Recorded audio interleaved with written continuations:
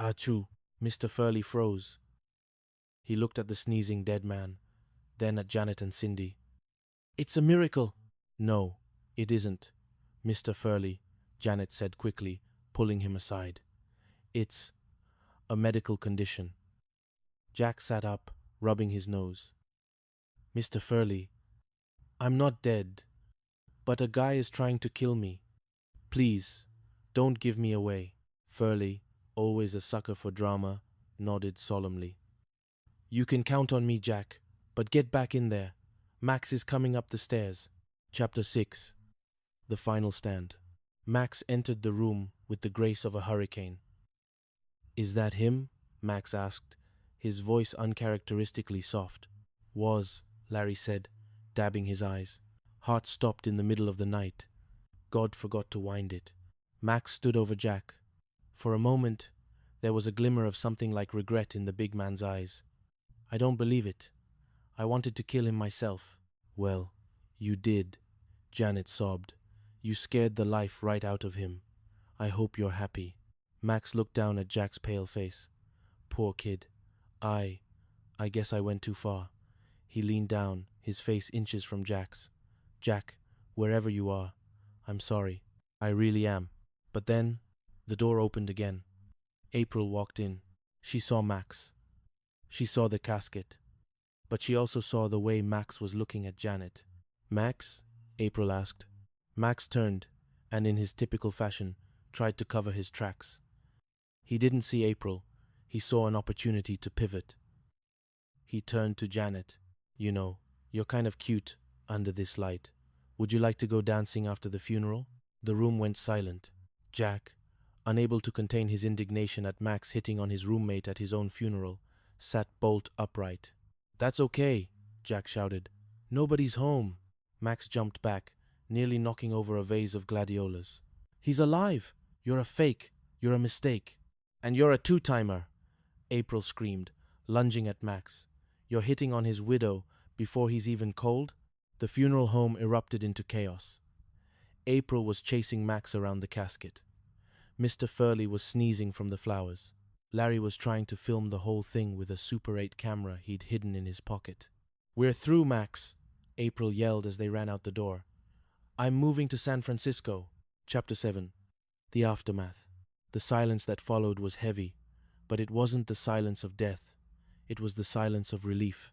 Jack climbed out of the casket, stretching his stiff limbs. I am never getting into another coffin for as long as I live. I'd rather die first. That's one way to put it.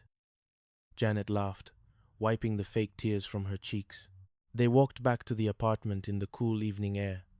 The lights of Santa Monica were beginning to twinkle, and the sound of the ocean was a steady, comforting heartbeat. As they reached the top of the stairs, Jack paused. He looked at Janet and Cindy, the two women who had literally stood by him at his own grave. Girls, Jack said, his voice soft. Can I stay in your room tonight? Just this once? The nightmares. Janet and Cindy exchanged a look. They saw the lingering fear in his eyes, but also the deep, abiding love they all shared, a bond that transcended the absurdity of their lives. Well, Janet said, smiling. Just this once.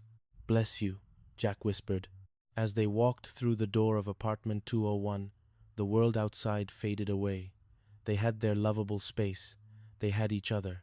And as the moon rose over the Pacific, they knew that whatever knocks came to their door tomorrow, they would face them together.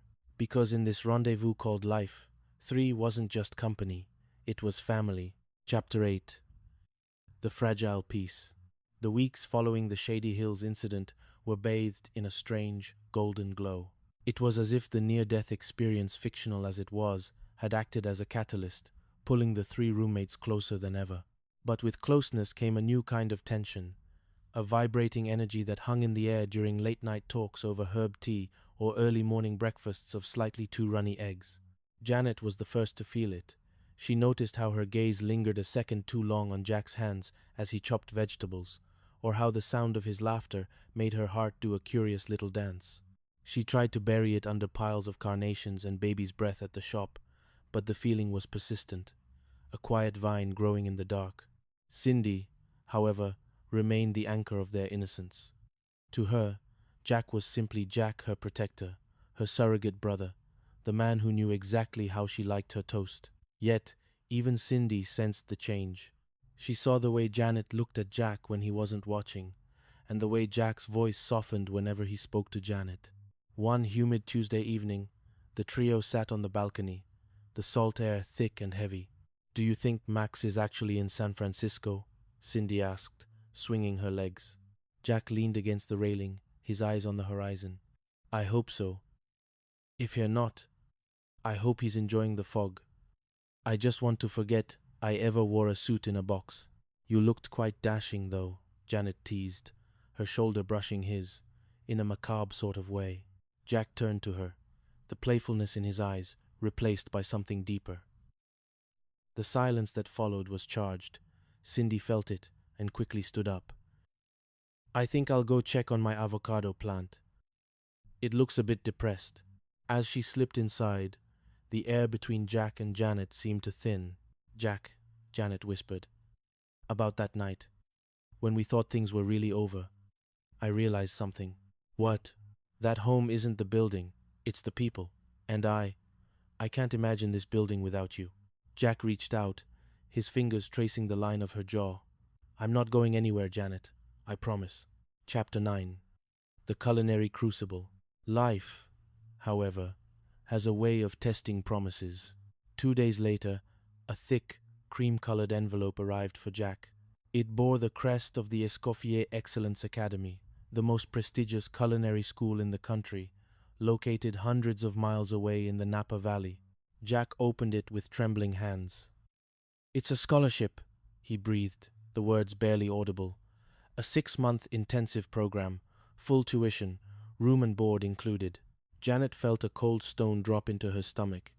6 months? "Jack, that's amazing."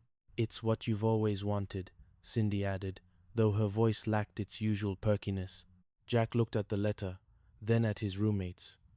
"I'd have to leave next month. Napa is a long way from Santa Monica." The celebration that night at the Regal Beagle felt hollow.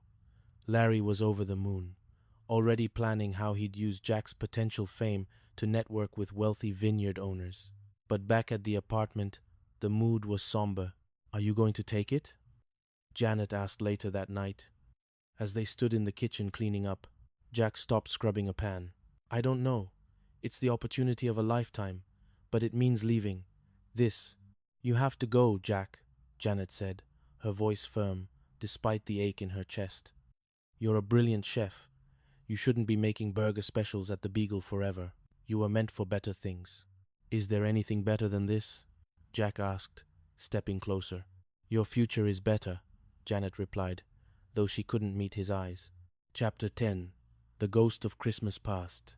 While Jack wrestled with his decision, a new shadow appeared on the horizon. Her name was Vanessa. She arrived at the apartment door on a rainy Thursday morning, her trench coat dripping and her eyes filled with a familiar, dangerous sparkle. "Jack Tripper," she purred, her voice like velvet. "I heard a rumor you were dead. I'm glad to see the reports were greatly exaggerated." Jack froze. "Vanessa? What are you doing here?" "I was in the neighborhood, and I missed my favorite sous chef."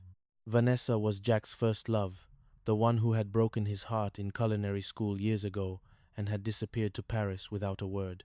She was sophisticated, talented, and possessed a worldliness that made Janet feel suddenly very small and very plain. "Vanessa is staying with us for a few days," Jack announced that evening, looking caught between nostalgia and sheer panic. The dynamic of the apartment shifted instantly. Vanessa took up space like a queen. She criticized Janet's floral arrangements as pedestrian and mocked Cindy's secretarial work. But mostly, she focused on Jack. "Napa?" Vanessa laughed over dinner, her hand resting casually on Jack's arm. "Darling, why go to Napa when I have an opening for a head chef at my new bistro in Manhattan? Come with me. We can take the city by storm, just like we planned." Janet watched them, a slow-burning jealousy turning into a cold realization. Vanessa represented a world. Jack belonged to a world of high stakes, high fashion, and culinary glory. What did a florist and a secretary have to offer compared to that? Chapter 11. The Midnight Choice. The night before, Jack had to give his answer to the academy, and to Vanessa, the apartment was silent. Jack sat in the dark living room, the weight of the world on his shoulders. He thought of Paris, of Manhattan, of the prestige Vanessa offered. He thought of the Napa Valley and the chance to finally become the chef he dreamed of being. Then he thought of the Three's Company sign. He thought of Cindy's clumsiness and Janet's quiet strength. He thought of the way the light hit the stucco building at sunset. A soft footfall came from the hallway. It was Janet. "You're still up," she said, sitting on the edge of the sofa.